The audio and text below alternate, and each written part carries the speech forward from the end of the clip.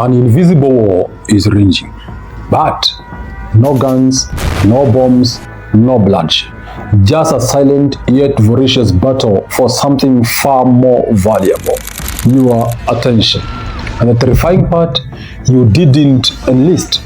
But the truth, two things: you are in one, and two, you are losing. And both of us are losing anyway. They promise connection, convenience, a better life. But behind the feed is a framework, a system, a machine built to shape your mind, not by accident, by design. And they all know it. Tech giants, advertisers, politicians, the smartest minds in psychology and engineering aren't trying to free you. They are trying to capture you, because attention is power and power is profit. So they've built it, a multi-billion-dollar machine, quiet, invisible, always learning, designed to pull you in, hook you, and keep you from ever looking away. And the longer you stay unaware, the more control you give up. Popularized by Oxford University in late 2024, the term brain rot exploded. It sounds like a joke, right? Like internet slang. But here is the ugly truth. Brain rot is the supposed deterioration of cognitive function due to overstimulation, especially from fast-paced, high dopamine media. And it's not just a vibe anymore. It's showing up in research. Neuroscientists are seeing reduced gray matter in the prefrontal cortex of individuals who spend extended time in passive digital consumption. That's a part of your brain responsible for memory, focus, and decision making. Basically, the ability to think clearly and act with intent. It's not just mental fog, it's brain architecture, and it's shifting. There's a study from the Chinese Academy of Sciences published just a few years ago that might change how you look at your screen from this point going forward. They put people inside MRI machines, those big humming tubes that let scientists take high-resolution snapshots of the brain in action. And what they found was shocking.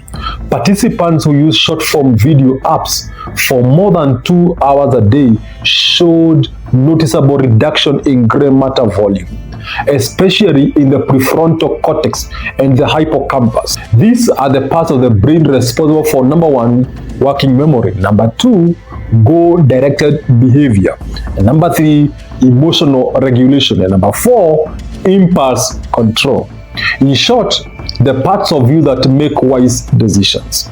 Similar results came from the University of California, Irvine, showing that people exposed to constant media multitasking had poorer memory performance and less sustained focus, even when doing tasks offline. This is not just about phones. This is about how your brain adapts to a new reality, one where attention is always fragmented. Your brain is trying to keep up, but the software is advancing faster than the hardware. Researchers have been tracking the average attention span since the early 2000s. In 2004, the average person could focus on a single task for about 150 seconds. This logic has led to even big YouTubers taking notice. For example, Mr. Beast, with over 400 million subscribers and having his videos with hundreds of millions of views after hours of posting, made this awakening observation. Bro, I roast the hell out of people who have boring first 5 seconds. The battle for your attention boils down to 5 seconds. Because our attention span is now worse than a goldfish. But they don't just want you to click on their videos. They want you to watch to the very end. So they change shots after every few seconds. Mr. Beast changes visuals every 1.4 seconds. Mark Robert changes visuals every 1.6 seconds. And looking away from YouTube for a minute, you can't finish reading a full paragraph now before your thumb starts twitching. You open a video and then check the comments before it's even halfway through. I doubt whether you are doing it now. You've got 5 tabs open and you're not really in any of them. This is not a character flaw. It's a cognitive collapse. and we are failing to take notice. Let me take you back to 2005 to a quiet behavioral lab at Cornell University, New York. A psychologist, Dr. Brian Wansink, a leading expert in eating behavior, had a theory. People don't just eat because they are hungry. They eat because of environmental cues. So he designed an experiment that would later become famous in behavioral science. Participants were invited for what they thought was a simple taste test. Each was given a warm bowl of tomato soup. What they didn't know was this: half of those bowls were rigged. A hidden tube slowly refilled them from beneath the table. The result? Participants with self-refilling bowls consumed 73% more soup. Yet, they didn't feel any more full. Why? Because the bowl never looked empty. It's a strange, unforgettable image. People eating and eating, not out of hunger, but because there was no signal to stop. Now, replace that bowl with your phone today. That's infinite scroll. It never looks empty. It never signals you are done. You are not failing to stop. You are being trained not to stop. But this goes beyond attention. When you flood your brain with constant novelty, something else happens. Number one, working memory gets foggy. Number two, long-term focus becomes rare. Number three, critical thinking gets dulled. And number four, new ideas stop forming. You walk into a room and forget why. You reread the same sentence 3 times. You feel distracted even when you are not doing anything. That's not just tiredness, that's cognitive erosion, and is happening across an entire generation. Let's be clear, this is not a bug. This is a system. Designers, engineers, advertisers, political strategists, they all know how valuable your attention is.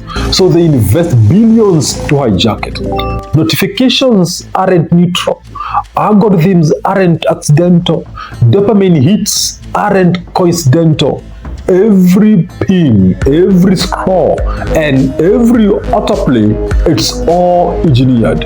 Because the longer they keep you, the more of you they get, and the more of you they get, the more money they get. It's a numbers game. It is one thing I know to be capital T true. It's this: we still get to choose where our attention goes. That ability to direct your mind, to be intentional with what you see, hear, think, and feel. It's your superpower, your freedom, your compass. But here is the part that hurts. Most of us aren't using it, not because we are weak, but because our addiction was designed. The endless scrolling, the autoplay, the sudden urge to check your phone for no reason at all.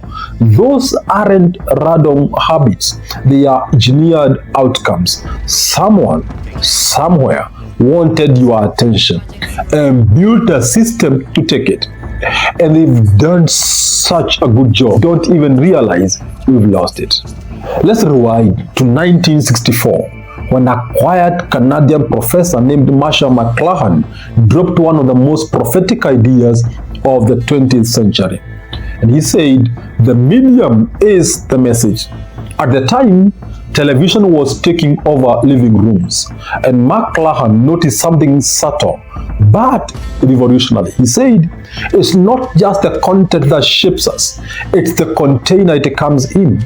Reading a book requires logic, sequence, and reflection. But watching TV, it rewards emotion, speed, and simplicity. And that changes not just what we know, but how we think about what we think we know. Fast forward to what we have today. We are swimming in a sea of 10-second clips, auto-playing reels, hyper-zoomed edits, and Mr. Beast-style dopamine hits. McLuhan didn't even live to see the internet, but he saw it coming, and he warned us. The tools we use to communicate will eventually shape our very consciousness. And now, here we are, shaped and fitting into the box. In 1985, cultural critic Neil Postman wrote an amazing book, Amusing Ourselves to Death. He compared Orwell's world of censorship to Huxley's world of destruction, and he feared the latter. Orwell feared those who would burn books. Huxley, on the other hand, feared there would be no reason to burn them because no one would want to read one. The last time you read a book? That's where we are. Not silence, just too numb to care. This is not about fear or guilt. It's about power, because you still have it. Your brain is plastic. It can adapt, it can heal, but you must curate what you allow in, and you must be present enough to absorb it. Not just fewer videos, better ones. Not just no social media, intentionally shaped social media, because brain rot is real, because what you consume shapes who you become. You only get one mind, and right now the world is trying to rent it out 1 second at a time, but you can take it back one choice, one moment, one thought at a time. What you feed your brain becomes your life. Choose wisely.